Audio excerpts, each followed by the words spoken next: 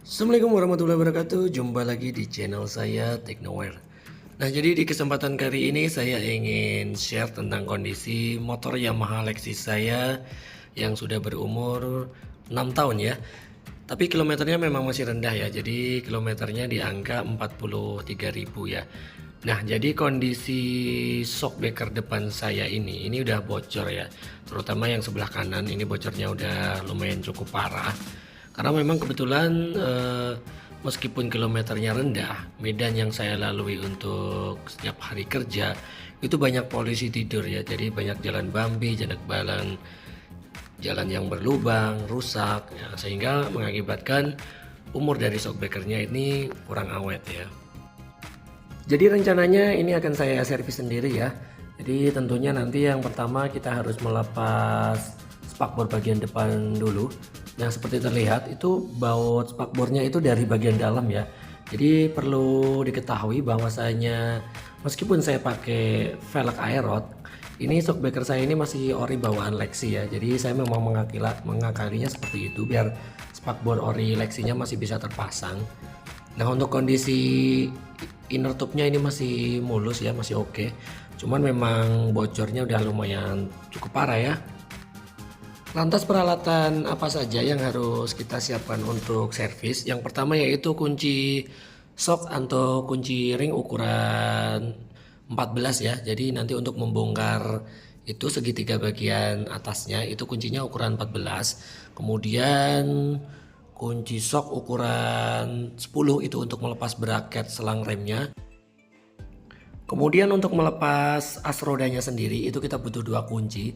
Yang pertama kunci shock ukuran 17 itu untuk melepas mur di sisi kirinya, dan kepala shaftnya di sisi kanan itu kunci shock ukuran 12 ya. Jadi nanti buat nahan biar nanti melepasnya lebih mudah.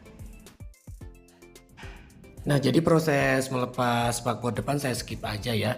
Ini kondisinya udah saya lepasin.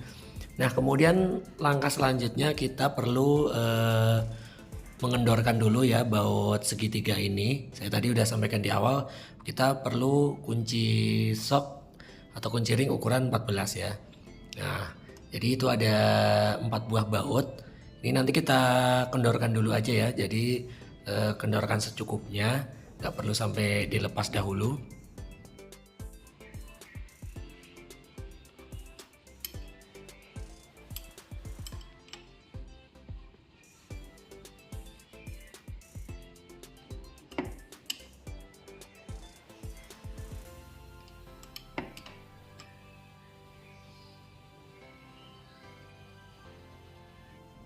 Kemudian langkah selanjutnya kita akan mengendorkan baut dari asnya seperti saya sampaikan di awal. Jadi ini untuk menahannya kita pakai kunci 14 ya. Sorry ya tadi saya bilang 12. Jadi sebelah kanan itu pakai kepala ukuran 14 dan yang sisi kiri ini murnya ukuran 17 ya.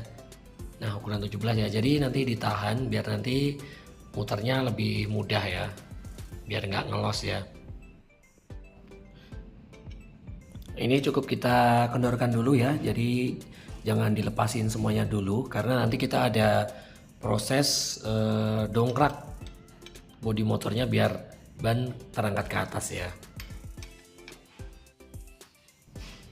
Kemudian langkah selanjutnya kita akan melepas bracket dari selang rem sama sensor speed ini, dan juga bracket dari kaliper ya. Ini pakai kunci bintang, ini ukurannya 50 ya, T50. Ini harus kunci yang kuat ya, karena nanti kalau yang kualitasnya kurang bagus biasanya kuncinya meleot ya, nggak kuat ya. Ini saya lepas dulu. Nah, sekedar tips tambahan ya. Jadi apabila teman-teman memasang baut seperti di kaliper, ini pada saat pemasangan alangkah baiknya sebelum dipasang dikasih semacam pelumas ya. Jadi biar nggak karat. Jadi suatu ketika baut dibuka itu lebih mudah ya. Jadi lebih enteng, terhindar dari korosi karat yang biasanya bikin baut macet ya. Selanjutnya lepas baut bracket selang rem ya. Ini pakai kunci ukuran 10. Nah, ini dilepas langsung juga nggak masalah ya. Sebelum kita melepas ban depan, jadi siapkan dulu dongkrak ya. Ini nanti fungsinya untuk mengangkat motor biar posisinya nanti ban bisa kita lepas ya. Ini nggak harus pakai dongkrak ya sebenarnya. Jadi teman-teman bisa pakai ganjal, balok kayu juga boleh. Intinya biar nanti memudahkan kita pada saat melepas shockbreaker bagian depan ya. Jadi motor biar nggak ambruk ya. Dan ini baut segitiga juga udah kita kendorkan di awal ya. Jadi ini tinggal kita lepas secara perlahan-lahan aja. Jadi lebih safety ya, lebih aman ya. Nah ini tadi terlewat ya. Jadi jangan lupa speed sensor juga kita lepaskan. Ini memakai kunci shock atau kunci ring ukuran 10 ya. Jadi ini harus dilepas biar nanti nggak putus ya kabel sensornya ya.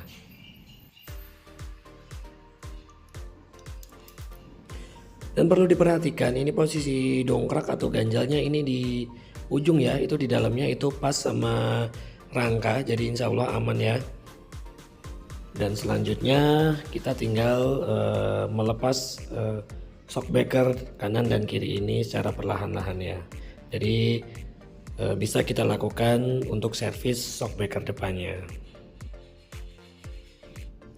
Untuk melepas shock dari under bracketnya, jadi kita perlu obeng minus yang sekiranya cukup kuat ya.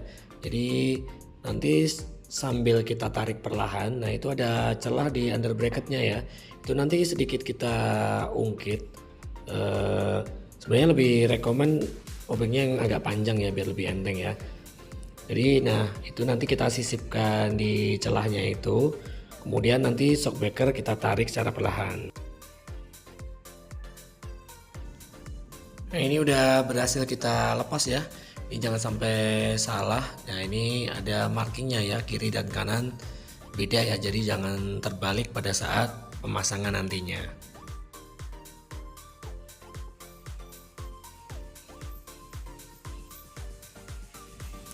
Di sini udah saya siapkan seal penggantinya ya.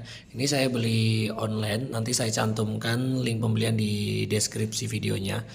Ini sepertinya asli ya, ini mereknya NOK. Jadi NOK itu perlu diketahui bahwasanya supplier dari kebanyakan seal ya di bidang otomotif ya. Nah ini ada kodenya Yamaha Lexi. Kemudian tentunya oli ya, kita perlu oli shockbreaker. Ini juga saya belinya sepaket ya. Di sini juga udah tertera berapa volume dari kebutuhan setiap shock dari kendaraan bermotor ya. Satu kardus ini berisi 2 botol ya, dimana satu botolnya ini volumenya masing-masing 100 ml ya. Jadi kali 2 berarti 200 ml. Tentunya ini nanti pasti sisa ya, jadi nggak perlu kita pakai semuanya ya. Jadi kita sesuaikan sama kebutuhan setiap shock ya. Dan biasanya ini size-nya di angka 10 ya. Jadi memang lumayan encer sesuai kebutuhan untuk shockbreaker pada umumnya. Dan alat yang kita butuhkan selanjutnya yaitu tracker ya. Dimana nanti fungsinya ini untuk membuka pin dari tabung shockbreaker itu sendiri ya. Karena dia beda ya sama shockbreaker motor laki atau motor sport, biasanya pakai ulir. Nah ini pakai snap ring ya, jadi ini ada pengunci snap ringnya. Jadi tracker ini nanti fungsinya untuk menekan snap ring tersebut ya. Kemudian kunci sepinya kita ambil, baru kita bisa bongkar daleman isi dari shockbreaker tersebut. Dan ini saya juga beli online ya, ini harganya cukup murah ya, sekitar 10 ribuan. Nanti saya spill juga di kolom deskripsi link pembeliannya ya. Oke, nggak perlu lama-lama, langsung aja kita eksekusi ya. Jadi pertama-tama kita lepaskan dasilnya atau seal pelindung debunya. Kita pakai obeng min lagi, bisa juga pakai pisau, cuman hati-hati ya. Nah ini kita congkel secara perlahan ya, jangan sampai sobek ataupun luka ya. Cukup mudah. Nah ini kita lepaskan dari inner tube-nya ya. Kemudian selanjutnya kita lepas pengunci seal. Di sini ada kunci spi lagi. Dia seperti kawat ya. Jadi nanti kita congkel pakai obeng yang lebih kecil. biar nanti sealnya bisa kita angkat keluar. Tahapan selanjutnya kita akan melepas penutup ini ya, inner tube-nya atau snap ring. Jadi nah di sini ada semacam grooving ya. Jadi nanti baut yang samping itu kita paskan di situ ya. Kita kunci biar nggak meleset pada saat kita tracker ya. Nah kita kencangkan secukupnya aja ya. Jangan kencang-kencang, takutnya nanti melukai inner tube-nya. Kemudian kita putar tuas bagian atas ya. Jadi nanti sampai menekan snap ring tersebut ya. Nah ini semakin turun posisinya nanti akan terlihat kunci sepi penguncinya ya. Jadi seperti kawat juga ini. Nanti kita congkel pakai obeng yang pipih ya.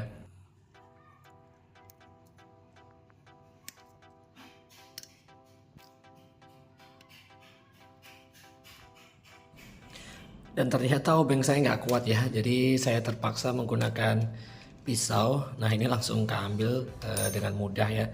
Tapi hati-hati ya, sekali lagi ya, kalau ada obeng yang lebih kuat rekomendasinya pakai obeng aja ya.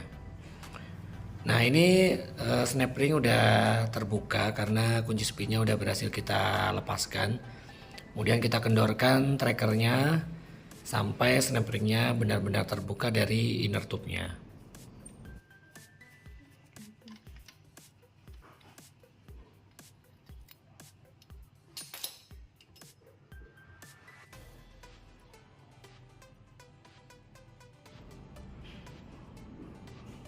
Nah kemudian kita lepaskan ini ya, spring dalamnya, hati-hati ya.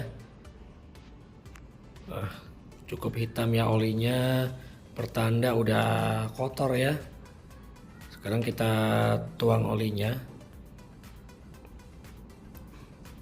Nah seperti lumpur ya, ini jadi udah memang waktunya ganti ya, jadi kerja shockbreaker udah nggak optimal ya.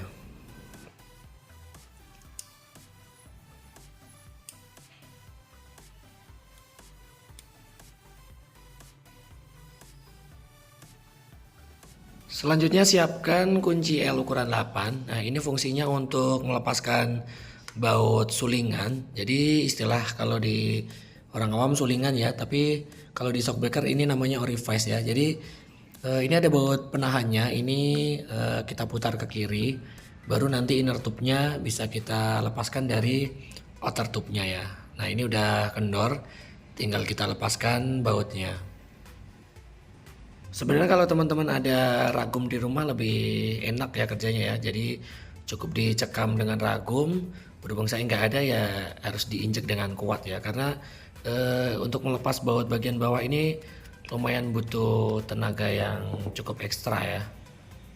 Tapi alhamdulillah berhasil kita lepaskan. Nah itu ada ringnya, tembaga ring jangan sampai hilang. Karena nanti kalau nggak terpasang nanti bisa rembes bocor ya.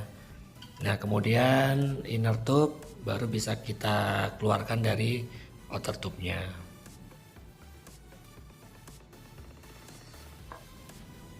Tahapan selanjutnya kita baru bisa melepaskan seal olinya ya. Nah itu kuncinya tadi udah kita lepaskan. Kita congkel menggunakan obeng min yang lebih kuat ya. Nah alhamdulillah sealnya udah kita lepaskan. Nah itu terlihat kotor ya, udah berkerak seperti itu. Nah, artinya memang udah waktunya diservis ya shockbreakernya. Dan untuk yang tabung satunya nanti perlakuannya pun sama ya. Dimulai dengan melepas dust seal atau seal debu, snap ring, dan langkahnya sama ya seperti yang di awal tadi. Nah kemudian selanjutnya kita bersihkan sulingan atau orifice. Ini saya pakai cairan injektor cleaner ya biar lebih cepat aja. Jadi sebenarnya teman-teman bisa alternatif pakai bensin sambil dikuas-kuas. Pastikan benar-benar bersih ya di lubang-lubangnya, jangan sampai ada yang tersumbat. Dan usahakan nanti semua part-part bagiannya ini dilepasin ya biar nggak ada kotoran yang menempel atau masih terselip di bagian tersebut. Dan untuk outer tube-nya ini saya juga pakai cairan ini juga. Cuman saran saya ini hati-hati ya, karena cukup keras ini bisa mengakibatkan painting atau catnya leleh ya. Jadi kalau mau aman teman-teman bisa cuci pakai air sabun, itu udah cukup bagus ya, sambil disikat-sikat. Yang penting nanti dikeringkan secara sempurna ya, biar nggak ada air yang masih terjebak di dalam outer tube-nya. Setelah semua part kita bersihkan, jangan lupa ditempatkan di tempat yang benar-benar kering ya. Usahakan yang bersih, bebas dari debu biar nggak ada kotoran yang menempel pada saat kita assembling ulang ya. Nah ini udah insya Allah udah benar-benar bersih ya. Tinggal kita rakit kembali shockbreakernya. Untuk memasang sealnya, jadi kita olesin dulu sealnya pakai oily shocknya bisa ya. Jadi atau pakai pelumas yang lain juga nggak masalah. Nah ini pinggirannya kita oleskan secara merata ya. Ini fungsinya membantu proses pemasangan seal ya, biar lebih mudah masuk di dudukan seal tersebut ya. Nah ini cukupnya aja kita oles-oles, baru kita pasang secara perlahan ya. Setelah dirasa cukup pas, nah ini kemudian baru kita press atau kita pukul ya. Jadi saya pakai alat bantu ini kunci sok ya, yang diameternya kurang lebih mendekati ukuran diameter luar dari seal tersebut. Baru kita pukul secara perlahan biar masuk secara sempurna ya.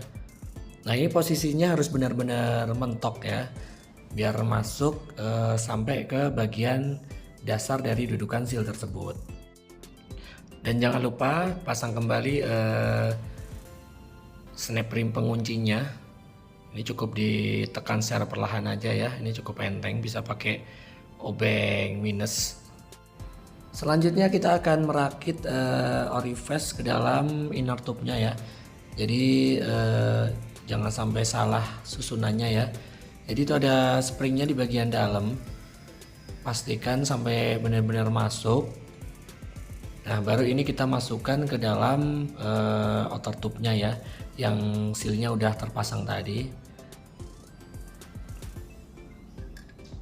Pelan-pelan ya, jadi usahakan lurus biar nanti orifice atau sulingan tersebut pas ya, karena nanti kita baut kembali pakai kunci L. Nah ini kita kencangkan secara perlahan-lahan dulu. Kemudian nanti untuk mengencangkan kita jadi harus tahan ya. Jadi harus ditahan di bagian dalamnya, karena kalau nggak ditahan nanti kurang kuat ya. Nah kalau saya triknya pakai ini ya, memanfaatkan baut, kemudian pakai mur di dalamnya, kemudian pakai kunci sok yang cukup panjang. Nah ini ukurannya harus pas ya ke kepala sulingannya. Teman-teman kalau punya kunci sok yang cukup panjang bisa ya. Berhubung saya nggak ada, ini pakai kunci sok saya sambung-sambung. Baru bisa kita kencangkan bagian baut L sebelah bawah ya. Kemudian kita memasuki tahapan untuk isi oli shocknya. Nah perlu diketahui bahwa Yamaha Lexi ataupun Aerox itu volume olinya di angka 55 cc ya, atau 55 ml ya. Ya, satu botol ini isinya adalah 100 ml. Jadi saya kira-kira aja ya, karena saya nggak ada gelas ukur yang kecil. Nah ini saya kira-kira saya bagi dua ya. Anggapan saya ini di angka 50-an cc. Nah, jadi sebenarnya volume oli ini disesuaikan sama kebutuhan rider ya. Karena kalau mohon maaf misalkan bobotnya berat, pasti juga butuh oli yang volumenya lebih banyak ya, biar nanti ribbon shockbreakernya sedikit lebih keras ya. Begitu pula sebaliknya ya, kalau ridernya bobotnya agak kurus, mungkin bisa dikurangin biar lebih empuk dari karakter shockbreaker itu sendiri ya.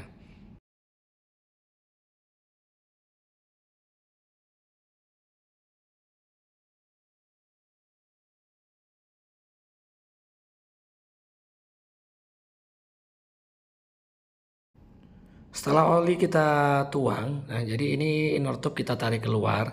Nanti kita masukkan lagi secara perlahan. Hati-hati ya biar olinya nggak muncrat. Nah ini tujuannya agar oli mengisi ke celah-celah orifice secara sempurna ya. Biar nggak ada udara terjebak di dalam sulingan atau orifice tersebut. Ini kurang lebih kita lakukan sebanyak 5 kali udah cukup ya. Dan selanjutnya kita masukkan kembali spring atau pernya ya. Ini jangan terbalik ya. Jadi untuk yang rapat ini di bagian bawah.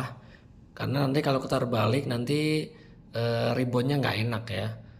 Nah kemudian kita pasang kembali snap ringnya menggunakan tracker ya. Ini kita paskan dulu baru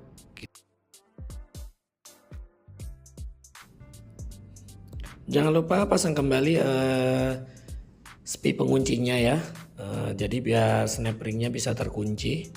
Baru tracker bisa kita lepaskan kembali. Dan jangan lupa dust seal-nya atau seal debunya kita pasang. Nah ini cukup ditekan aja ya. Pastikan sampai benar-benar rapat.